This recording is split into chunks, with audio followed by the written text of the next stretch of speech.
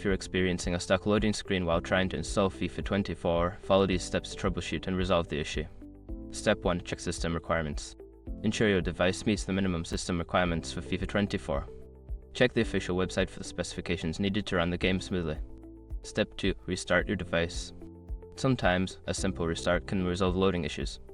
Turn off your device completely, wait a few moments, and then turn it back on before attempting to install the game again. Step 3. Clear cache. Clearing the cache can help eliminate any corrupted data that might be causing the loading screen issue. Navigate to your device settings, find the storage or application settings, and clear the cache for the game or the platform you are using. Step 4. Update software. Make sure your operating system and any relevant gaming platform like Steam, Origin, or console firmware are up to date. Install any pending updates to ensure compatibility with FIFA 24. Step 5. Reinstall the game.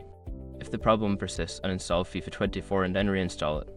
This process can help fix any corrupted files that may be causing the loading screen to freeze. If you follow these steps and still encounter issues, consider reaching out to customer support for further assistance.